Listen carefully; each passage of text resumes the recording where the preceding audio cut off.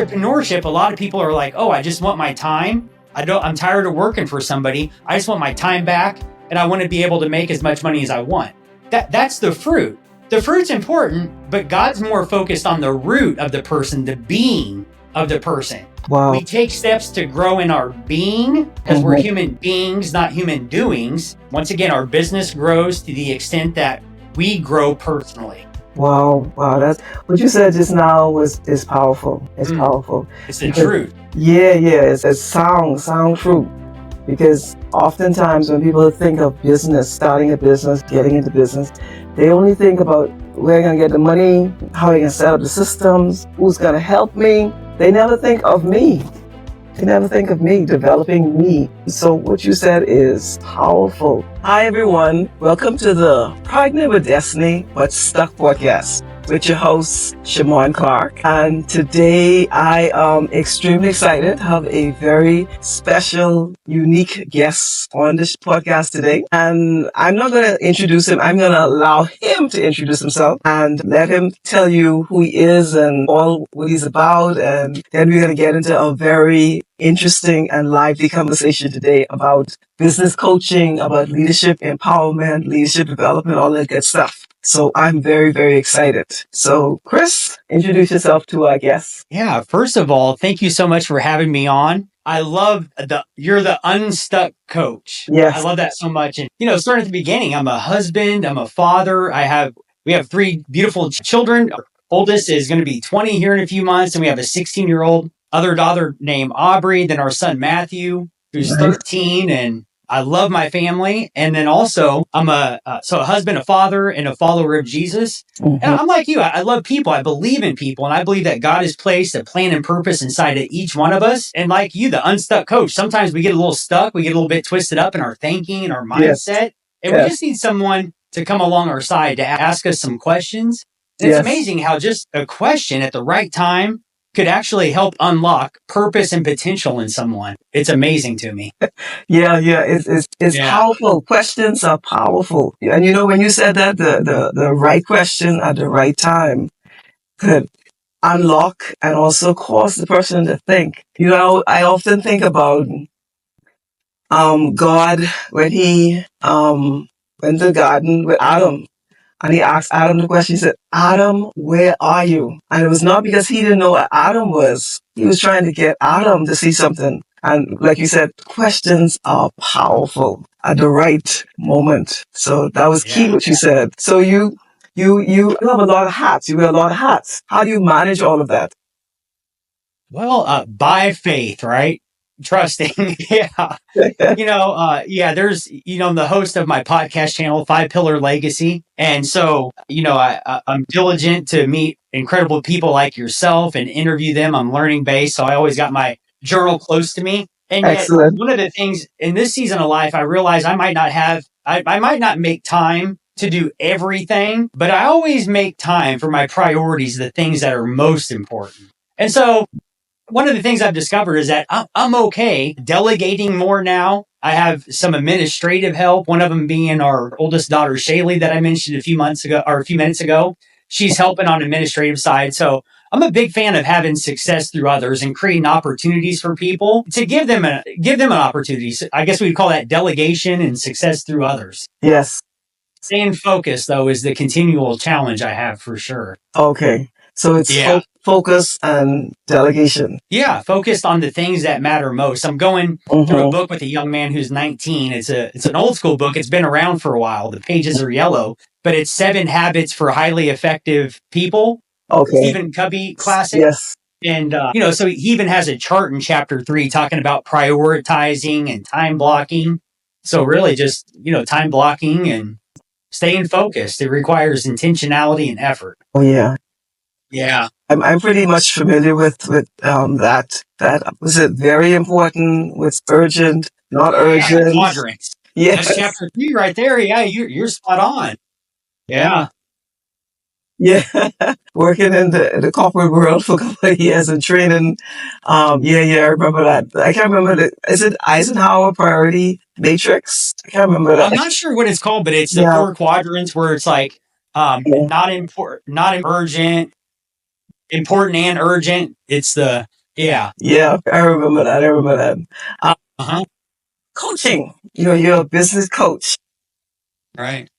But before we get into the business coach, there was one more question I had before in terms of getting to know you. So you have a lot of hats, and you talk about the focusing intentionality.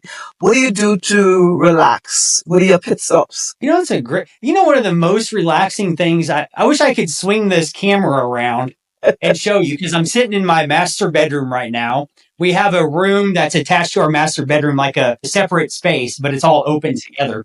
And it's like a reading nook. So it looks like a little library. My wife calls it my mess because there's books stacked up. But one of the things that I like to do is I like to journal. I like to write. Nice, nice. Yeah. And also something I enjoy doing is I got into triathlons a few years ago, which is swimming, running, and biking. And right now in this season, I would say one of the most relaxing things that I do is go for a swim. Wow, wow. Yeah. You consider yourself athletic? I mean, I would say yes now. Yeah. I haven't always been. That was a change I made in 2021. Mm-hmm. Yeah. Okay. As I was approaching 40, I figured I better level up in my health and fitness. Okay. But it's basically part of your swimming is basically part of your pit stop that you do. Yeah, just moving my body. Okay. Going on walks, thinking, getting away from this thing as much as possible. Yeah, it's hard. That thing is hard. I said to myself, this morning, I was like, checking social media, and I was like, there's too much. There's too much. It's amazing the amount of time we spend on these devices. It's amazing. It's amazing. 100%. Yeah.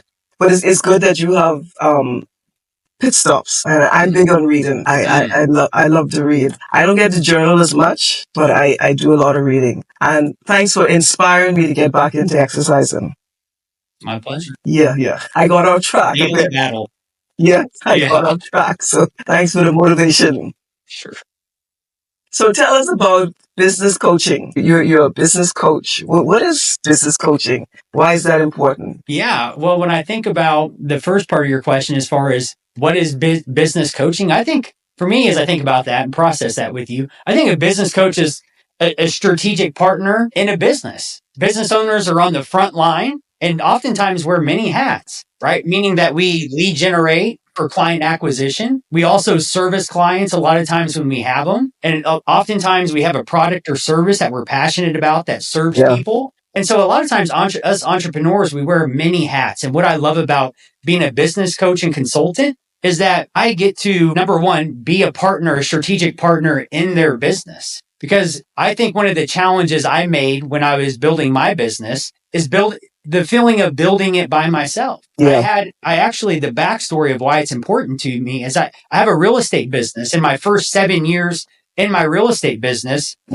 even though I was making income that I was excited about, I kept getting the same results year after year after year. I was actually stuck. Okay. And that's when I got my first coach, a gentleman from the Pacific Northwest, from Bend, Oregon, named Rick DeLuca, who is still a dear friend. Wow. He came along my side. He was a godsend, the right person at the right time in 2015, which has been a decade ago.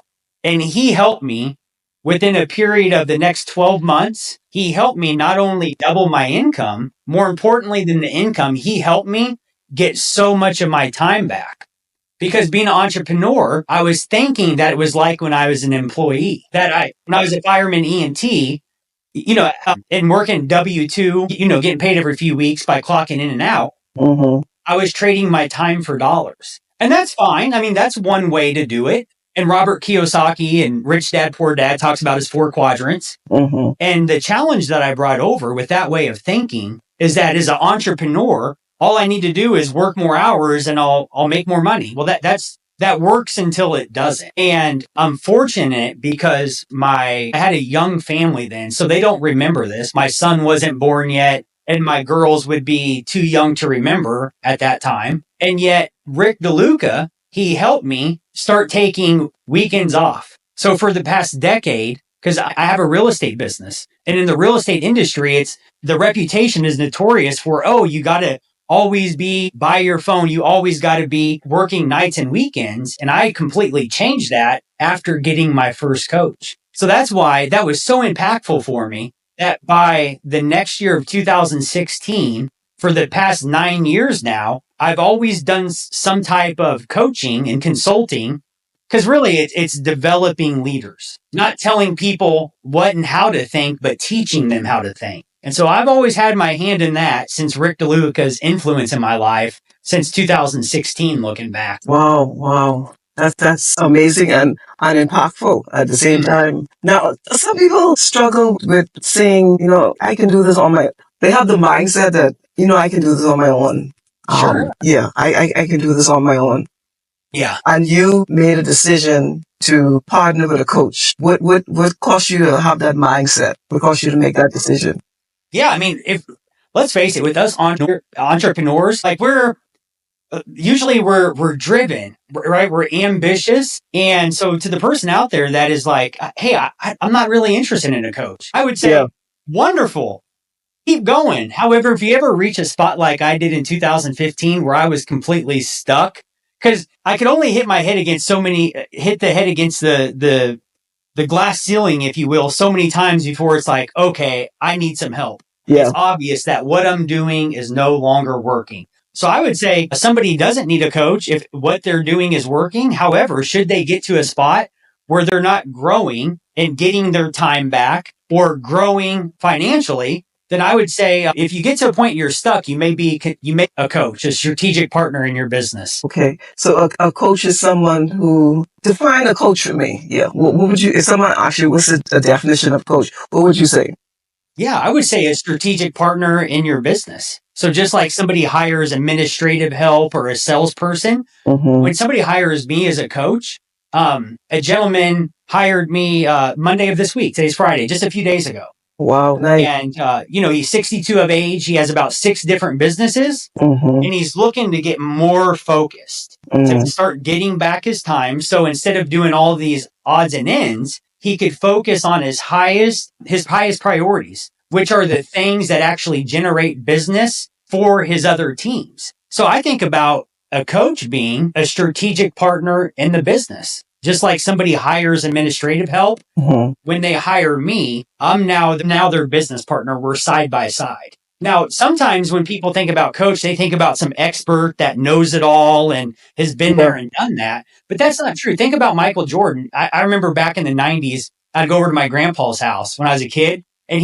I'd be watching Larry Bird, Michael Jordan, and these guys that were, at their peak in the early 90s and stuff. Well, Michael Jordan, the best of the best, whether it's Kobe Bryant, Michael Jordan, they all have coaches, right? They all have a who. And what's fascinating about a coach is that Michael Jordan's coach, Michael Jordan was a way better basketball player than his coach, because Michael Jordan had 2 coaches. He had the coach that the whole team had, but then also he hired a gentleman that exclusively coached him his entire career. Yeah. So I think about a strategic partner in their business. Wow. Because people that are hungry for success, they're ready to get unstuck, hungry for success, ready to go to the next level, and they know they can't do it alone. Because the reality is no one succeeds alone. Even Jesus surrounded himself with people, a team of people. Wow, wow. That's true. Even, and when you think of it, examples all throughout the Bible. When you look at David, I think of Samuel, the impact that Samuel had on his life. And I think of all the other persons that he connected with that helped him on his journey. That's good. But the biggest example of coaching we know is Jesus. And Jesus took 12 men. And one of them, Judas, left and had issues. But he coached them, he mentored them. And when he died and he left and, he went back to heaven, those 11 men took his message around the world and major impact. So that to me is the perfect example of the impact of coaching. Yeah. Yeah, I like to, I think about, but I know coaching is, so when you do your coaching, your one-on-one, is it one-on-one or is it group with your client? I'm moving towards group. Historically, it's been one-on-one. Okay. However, just like my podcast channel, I desire, there's people across the world that I believe I could serve. The biggest challenge is they have no clue that I desire to serve them. They don't know me. I had an aha moment last year. I wrote my book, Path to Purpose, And there was and every week, for years, I've paid Amazon money. And I love Amazon and their services. They're wonderful, convenient. And yet every week I check my Amazon sales because I love the fact that Amazon once a month now sends me money. Now, of course, I still spend way more money with them than they send me. Yeah, But yeah. I logged into Amazon on the back end to check my Amazon sales for my book. Uh-huh. And usually it's United States and Canada. But this one time last year I logged in, it said Poland. And I thought to myself, I don't even know where Poland is. I just know it's far from here. And I looked it up on a map. And as I considered that, I thought to myself, number one, I would gladly refund the whatever amount it was for my book if I could only interview that person. Mm-hmm. And, what caused them to double click on a guy from the Midwest, the United States book called The Path to Purpose? Mm-hmm. I'm curious. I would love to interview that person. But what it did is it planted a seed in my mind that potentially I could help those clear across the world that I may never actually meet in person. Because all of my coaching, all of my business experience has been one-to-one, meaning they're people that I meet with in the community that I know from church and the office and the community that I live in. And so I'm just fascinated with the fact that I could serve people across the world now. And so that's the journey I've been on because we have the same coach, Omar. Yes. Corey. We have the same coach. And so that's why I hired a coach because I know that those that are hungry for success, they find a who. Yeah. And they insert accountability. And so that's exactly why I hired our mutual coach, Omar. Mm-hmm. I was ready to take that opportunity to serve those across the world, potentially more serious. Yeah, that's powerful. And that's the beauty too of technology. Through technology, you can reach people all around the world. It's amazing. Yeah. With that need and that for coaching and who need that help. Yeah. So is coaching in terms of business coaching, is it for the entrepreneur who just started or is it for the seasoned business person? Or does it matter? What? That's a good question. If I had to pick one, most of the people that I've worked with over the years, they're in number one, in a place of transition. Okay. So they have this feeling of like what they've done. Sure, it's worked. It's served them well, but they sense that God is doing something different and new in their life. And a lot of times they're moving from being an employee and they're interested in entrepreneurship. And one of my other coaches, because I have two coaches that I hired last year, the same month that I hired Coach Omar. A coach asked me, Chris, how many people, give me some context for your experience. And so I did some math. Since 2016, I've been able to help over 600 people move from being an employee to launching their business. So my target audience is really those that are in the launching business phase. Wow. Yeah. Well, I love it. There's only 5 key areas to focus on when launching a business. Mm-hmm. So I know that they need encouragement. They need a plan. They need a coach because no one succeeds alone. No. So there's a few key things that I know when people focus on these things, such as having a written business plan. Mm-hmm. A simple plan, a 1-page plan. It doesn't need to be complicated. I know statistics show that only 3% actually have a written plan, but we're like 46% more likely to have success in our business just by having a written plan. Just by a plan. That's it. A written plan. Yeah. Yeah. Wow. Do you find those persons who are transitioning from work to a business, you find that they're stuck or you find they're struggling with imposter syndrome or they're struggling with whether I should do this at this particular time or should I do this? Yeah.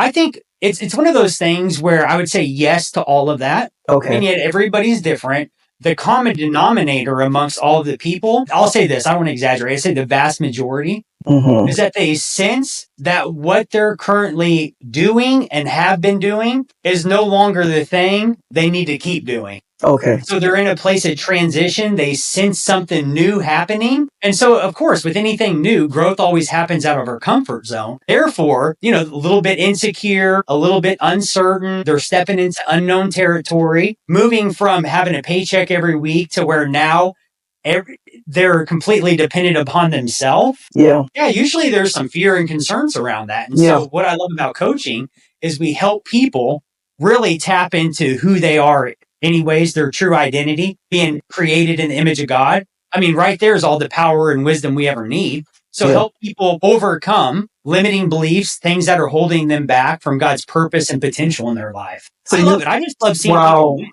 I love seeing people get unstuck and go to the next level in their life. Wow. You cover a lot. So you not only focus on the business aspect, the business requirements and setting up business systems.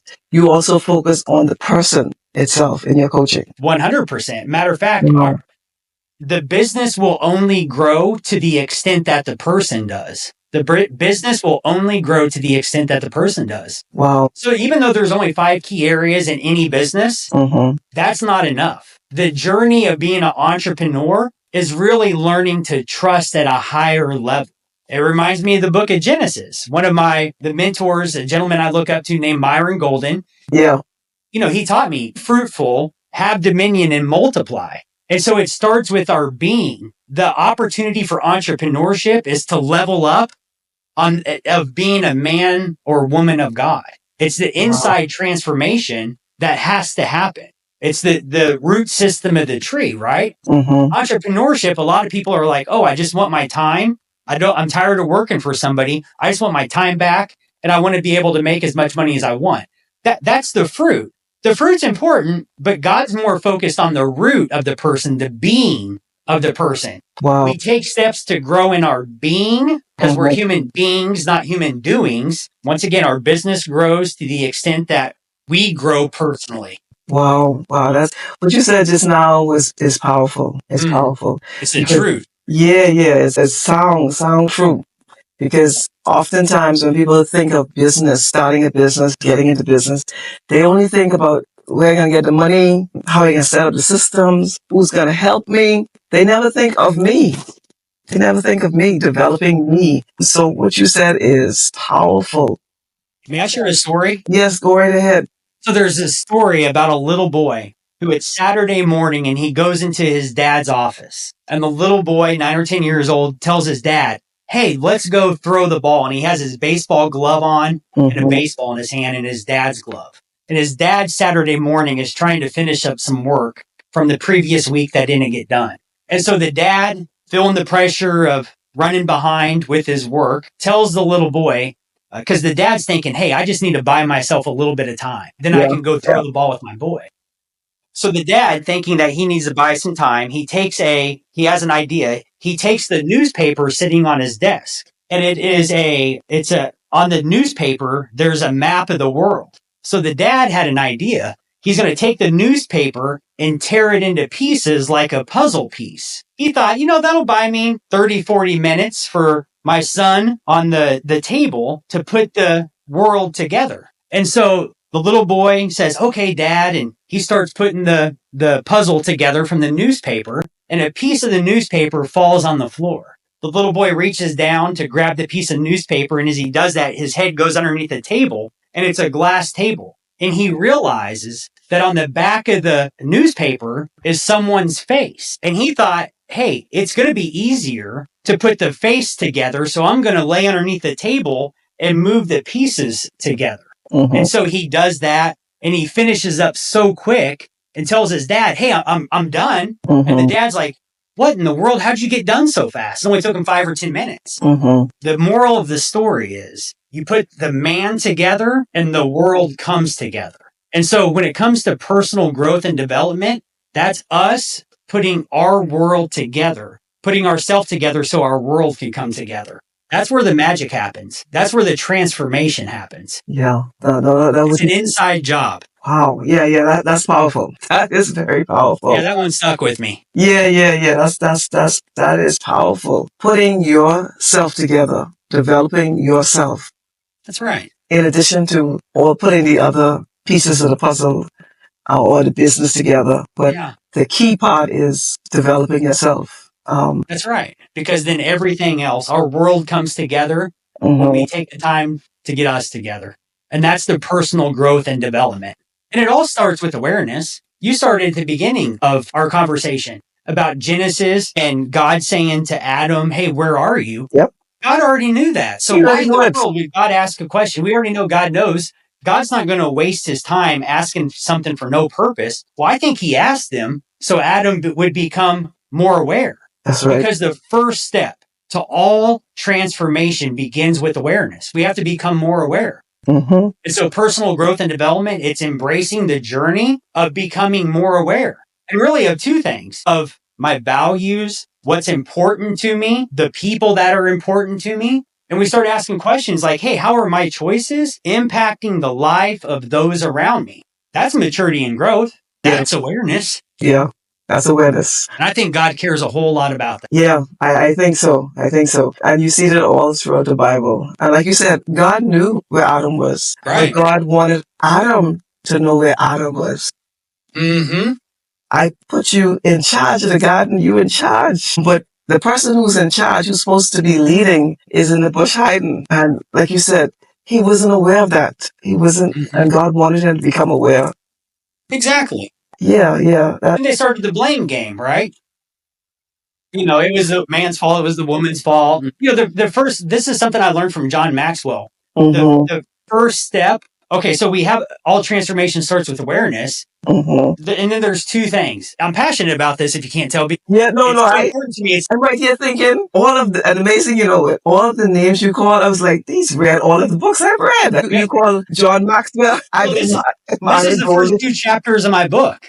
Because it's hung me up for so many years. So chapter one of my book, it starts off where in order to, sometimes we need to, it's C.S. Lewis. We can't go back and change yesterday, but we could start today and change our tomorrow. Yeah. So like the first thing that has hung me up so much is focusing on too much of the past. And so step number one is I need to become self-aware and realize that if I'm hanging on to the past, it's going to keep me from God's plan and purpose for my life. Mm-hmm. And then after I become aware and I'm like, okay, I'm no longer going to choose to hang on to the past. I'm going to ask God about what he has for my family and I in the future. Now it's a matter of, okay, where am I at? The only place I could start is where I'm at. And that's what I learned from John Maxwell. It's about taking responsibility. Powerful. How do I take responsibility for my life? Mm-hmm. It's acknowledging that, hey, I'm the most common denominator. I'm the reason I am where I am today. Yeah. Good, bad, or indifferent, I am where I'm at because I chose to.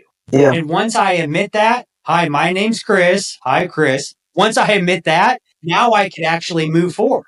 But if I'm hanging on to the past, or if I'm not aware enough to realize I'm hanging to the past, all that's going to keep me stuck. Yeah. So it's taking ownership. It is. Yeah.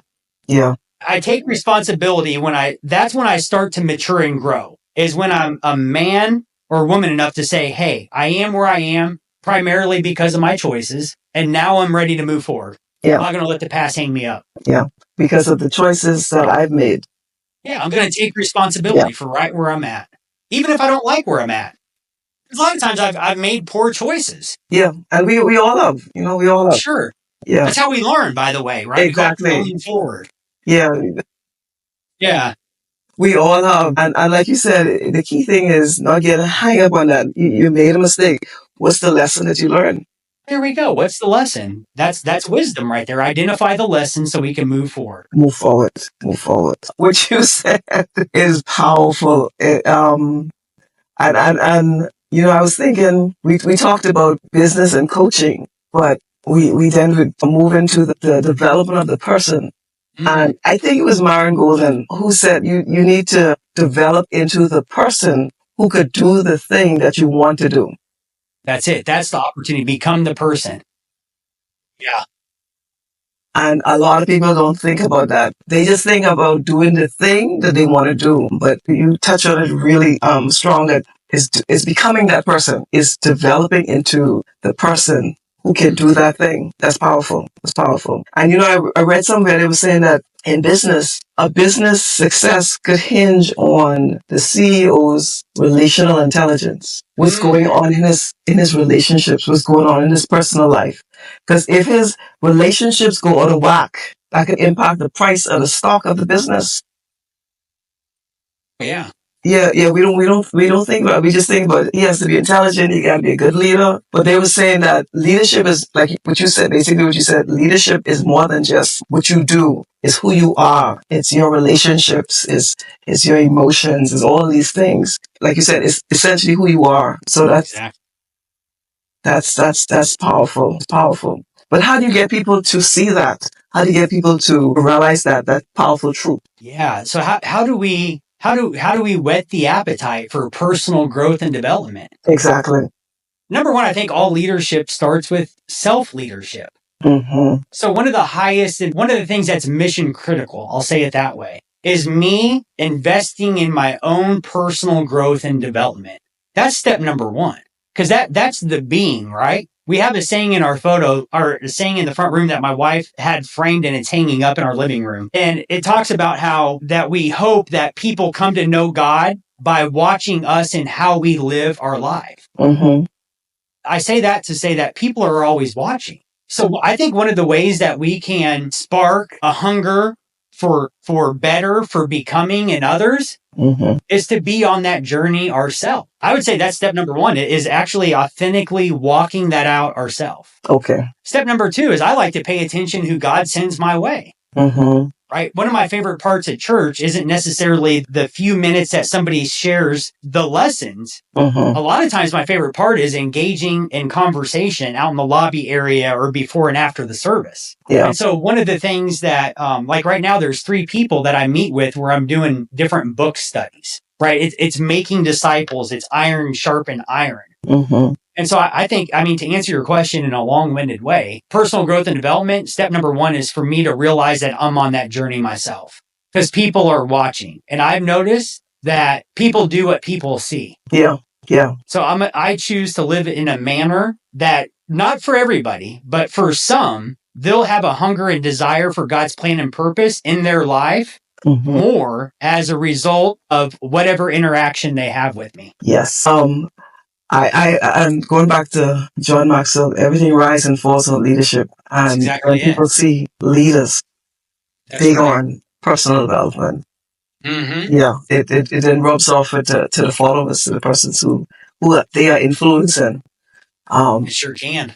Like he said. So, what is the end goal for personal development? Why we're saying that it's important, but what's really the end goal when a person develops themselves? I think it's to maximize potential. Wow, that's a big term. It goes back to the beginning. I think the whole purpose of being intentional with self-leadership for growing personally and professionally, even though those are intertwined and connected, not separate from each other, it goes back to the very thing that God said in the beginning: be fruitful and multiply.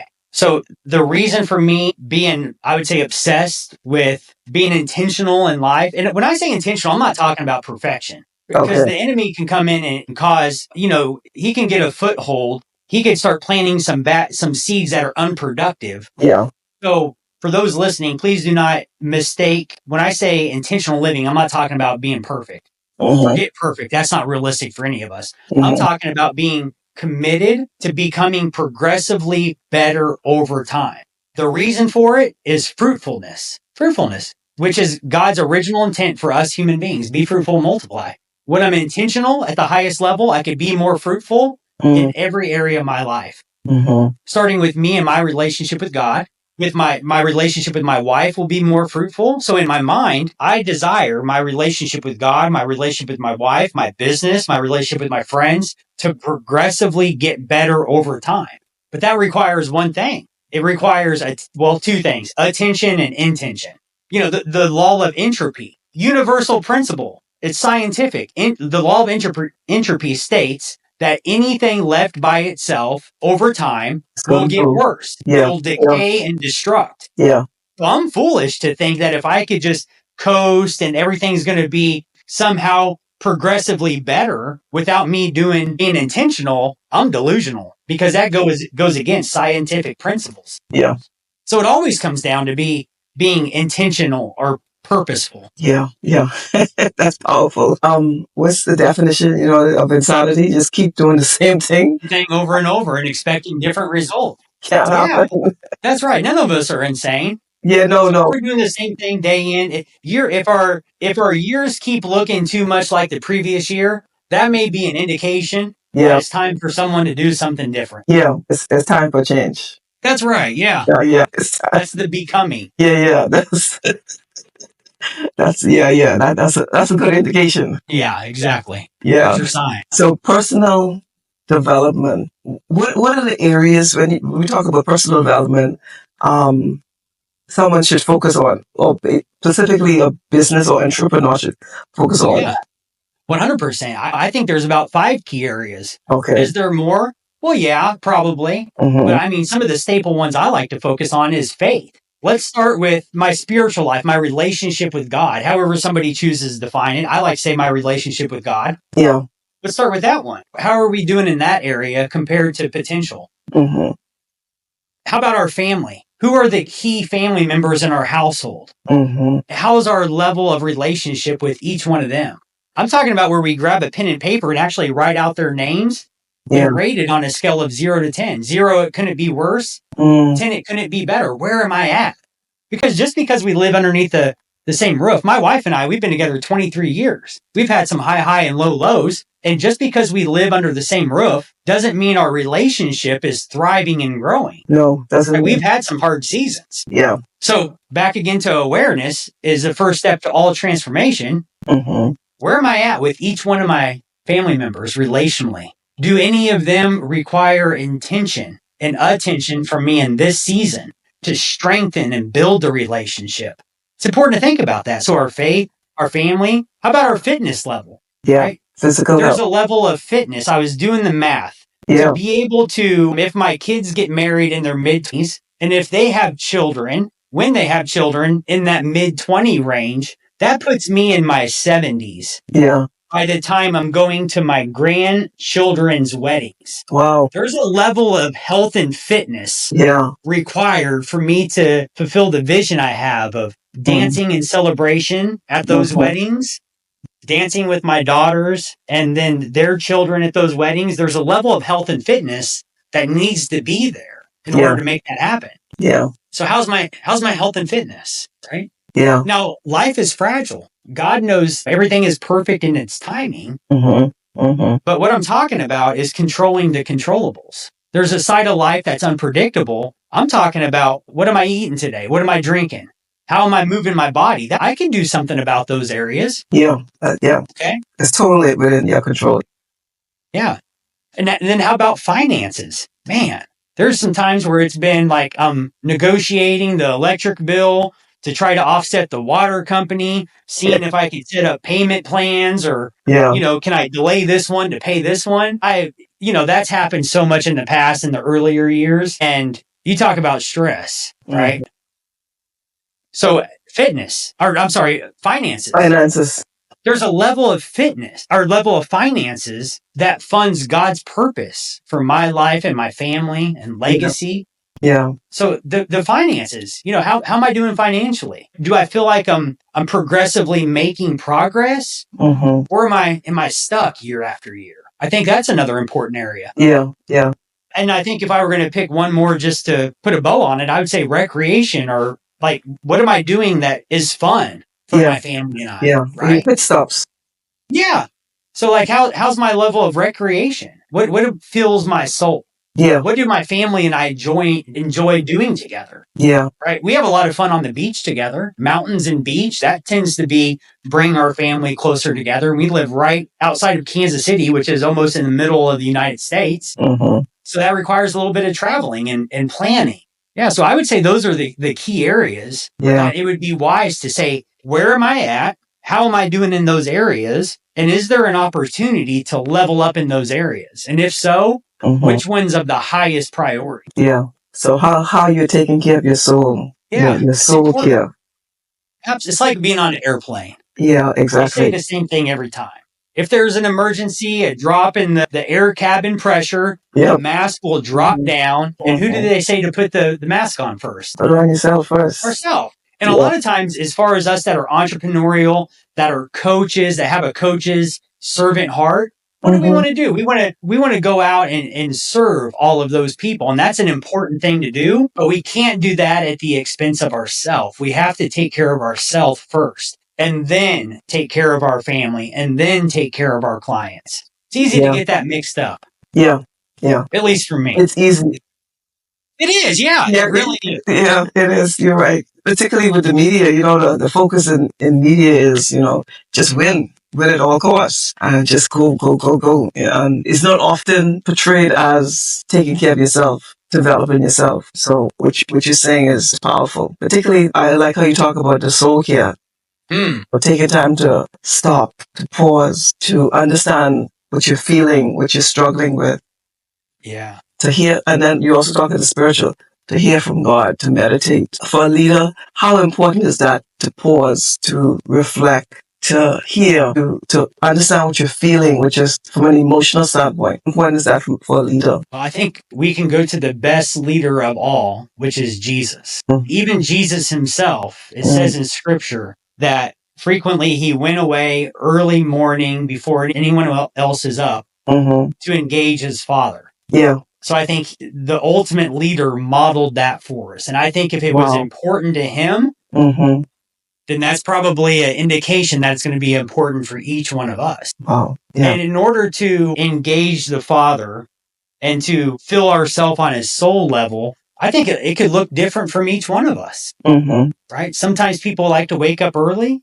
I have a little routine that's waking up and journaling and a cup of coffee and a good book, or the good book, right? And sometimes it looks like that. Others, like it's going on a walk in nature or sitting on the patio or listening to music. I think for each one of us, we owe it to ourselves to go on the journey to figure out what it looks like for us. Because I think it could look different according to the person. Yeah. You have a morning routine. I do. Okay. And you're saying that it may not be the same for everyone.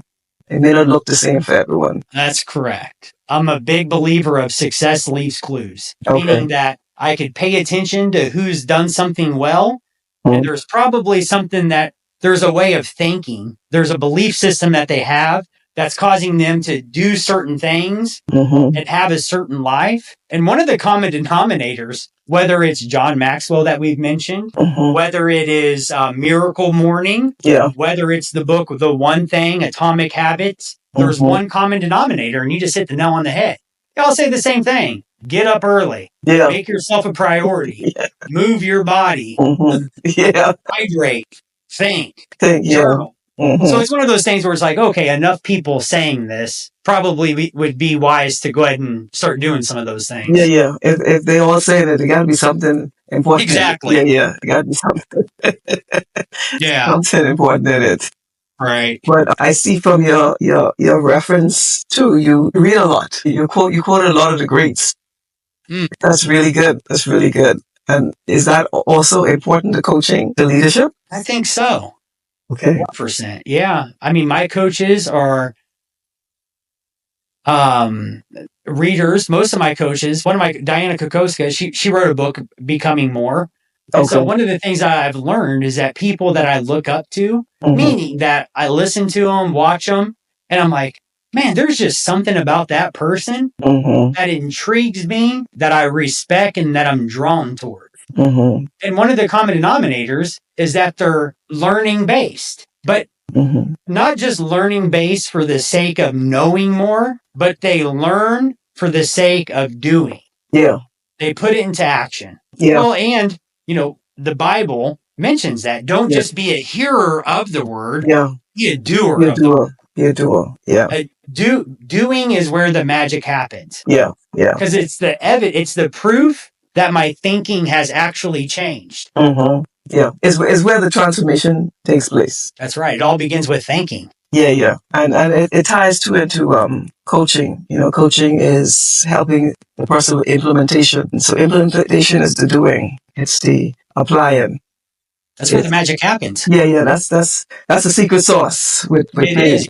Yeah. That's the doing. So we'll wrap it up, but tell us about your book. You've mentioned it several times. So it's called the... if you have other books, tell us about that as well. Yeah, so a few things happened in life. Number one, I experienced loss like I've never experienced loss before. 2021 was a challenging year for my family and I. My father passed away tragically, and then my wife's mom passed away later that year. And I was about 38 years old. and approaching 40 for the first time in my life. And so approaching 40, my children being in their teenage years, the loss of my own father and mother-in-law, I got to a spot where I was like, okay, God, I need a deeper sense of your direction and your plan for my life. And so that's how my book, The Path to Purpose, I started to ask God and to think about, and how do I, the sense of direction in my life, God's plan and purpose, because he says that, for I know the plans I have for you, plans to prosper you, to give you hope. What? The God of everything has a plan for my life? Even before I was born, he had a plan for me? And I'm like, God, I need more direction from you. And so I went on a deep dive about purpose. And as a result of that, I identified about 12 different steps that I took. 2 of them I've shared today about the C.S. Lewis quote, I can't go back and change the past, but I can start today and change the ending, right? And then chapter 2, taking responsibility. The day that someone starts to mature and grow up is the day that they take responsibility for their life. They stop being a victim. Yeah. They stop pointing to mom and dad and all the wrong and the heartache that's happened to them. And I'm not trying to downplay things that have happened in my past or someone's past. And yet the determining factor is what we choose to do with that. And so we got to take responsibility so we can move forward. I started to identify some lessons like that. And ultimately, I put it in a book, and that's how my book, The Path to Purpose, came to be. Excellent, excellent, excellent. Thanks for asking. Yeah. You mentioned a couple of times, and I was like, I have to get a little more information about that. And I'm going to look for your book, and we'll, put it in the description below the episode. Yeah, thank you. I'd be glad to share that. Yeah, that's powerful. Powerful. And you have a lot of people who are stuck, who want to write a book, want to publish a book, and they're stuck on the journey. And your example is good motivation for them to help them to get unstuck. Hey, can I give the best tip ever if somebody's stuck and desires to write a book? Yes, go right ahead. You're going to love it. I bet you already know what it is. Get a coach. Yes. I hired a writing coach. I thought about writing a book for years. But it wasn't until I invested in hiring a writing coach. Wow. A gentleman named Cody Purcell, a dear friend of mine. That's when it went to the next level. Wow. Yeah. How long did you work with the writing coach? Let's see, maybe 6 months or so. Cool. Yeah. Wow. Yeah, he's helped so many people I know write a book. And he walked you through the stages. Yeah. Wow. And how often did you meet with him? Was it like a weekly meeting? I met him online once a week for a few months. Okay. Yeah. Wow. The first thing he had me do is read a book about writing. And because I always thought some of these things were just for me, meaning that I would disqualify myself. Mm-hmm. Right? Mm-hmm. What is it that I have to share that hasn't been shared before? Yeah. There's so many great people out there that are better communicators, more clear, have bigger lives that other people would want to listen to. Why should I even bother? Yeah. Right? I don't really spell that good. But what is it that I really have to share with the world anyways? I was believing all of those things. And that's how like imposter syndrome. So the first thing my coach did is he had me read a book, and I realized in that book he had me read, I was believing all of the stuff everybody who hasn't written their book yet believed. Yeah. Wow. I found out it was common. It wasn't unique to me. Wow. Yeah. So he helped you. When I did the coaching training I did, they said a coach helps the person with personal discovery, help them to see themselves. So he helped you to see yourself. Like you said, awareness. That's good. And make you aware that what you are feeling, what you're going through, everyone else is. That shouldn't stop you. So that's powerful. That's powerful. That's powerful. How you got a writing coach. That's really good. Because a lot of people are stuck.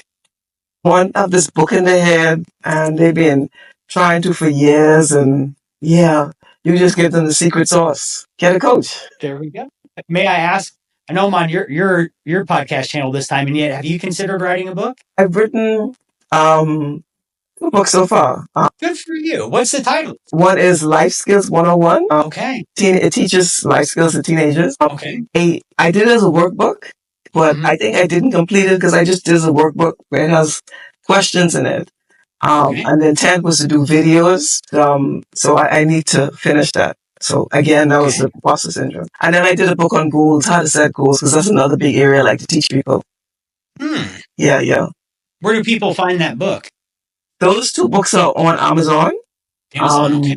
Yeah, I've never launched them. Again, as part of the fear, the imposter syndrome. I never launched them, but I just upload them. The first one I did with this one of the they're not like a fully publisher. It's just you send them the information. Self-publish? Yeah, they're like a self-publishing company. You send them the information, they own it, and then they pay you royalties. And then the second one I did, it's totally self-published through Amazon. Yeah. Oh, I'm sure. Okay. Oh, yeah. My wheels are always turning. Okay. Yeah. Okay. Good. I wrote another book that I really don't talk about too often. It is on Amazon. I actually released it before my first book. Okay. It's called 1,500 Coaching Questions That Will Unlock Your Potential. Okay. Yeah. I'm going to look that up as well. Yeah. There's just some thought-provoking questions in there that one can journal on. Uh-huh. Yeah. Yeah, you pick a journal and you've mentioned a couple times. Yeah, well, reflecting on things. That's one of the ways that we could break that cycle. Yeah. Where it's, what lessons have I learned in this season of life? Mm-hmm. Moving from 2024 to 2025, what did I learn? Yeah. In 2024. The reason that's important is because if I don't learn the lesson, I don't get to move forward. I'll remain stuck. No, you mean stuck. And that's a big part of why some people are stuck. Oh, yeah. I don't want to wait just till the end of the year to learn lessons. I want to learn lessons on the daily. Yeah. Right. I desire acceleration and breakthroughs. Mm-hmm. So that's why I make it a point to write down some things and think through things. Slow down a little bit. Excellent. Well, I've enjoyed this conversation today. This could go on and on. You're very knowledgeable and passionate about coaching. It just comes out with you. It's very, very good. And, I was initially when we started, I was focusing on the business aspect. I was focusing on leadership, but your giftedness from what I observe is coaching. You're a coach. I like a study potential. You're very passionate about it. You help people see why coaching is important, and you help people to understand why you need it.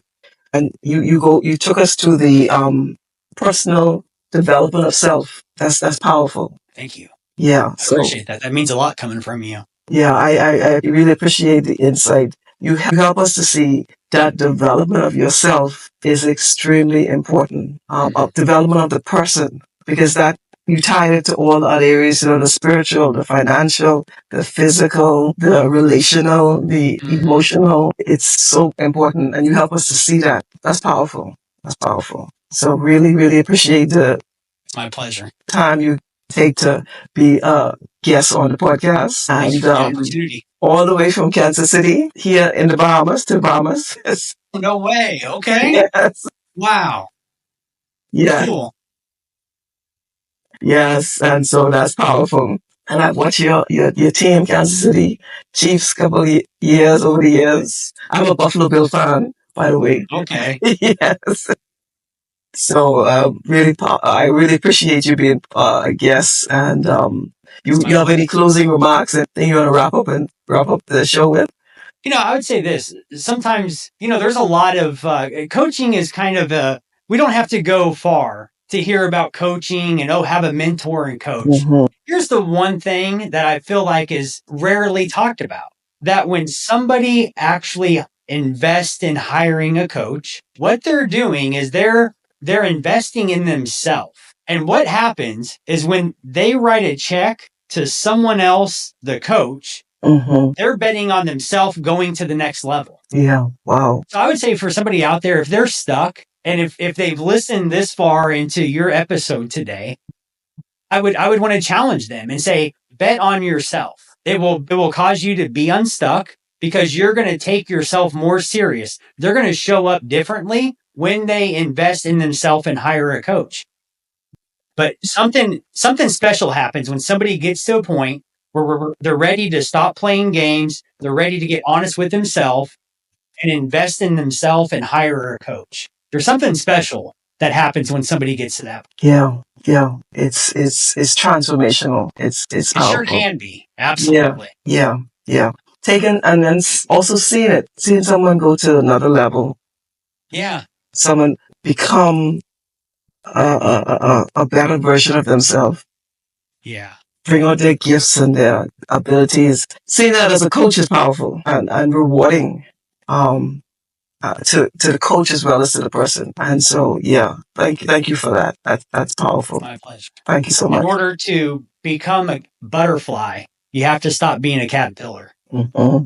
That's the becoming. And so we wanna just thank Chris Ward for being a guest on our show today. We thank him for his wealth of knowledge, exceptional wealth of knowledge on business coaching, coaching itself, leadership, personal development, even professional, all that connected and tied in. So we thank him for his expertise and his intelligence and his support. Thank you again very much, Chris. And this has been the Pregnant with Destiny but Stuck podcast. We thank you for continuing to support this podcast and by sharing, by subscribing, by liking. We will have Chris's information in the description where you can reach out to him and also his books. And we thank you again for supporting this podcast. Thank you and bye now. Bye. Good job.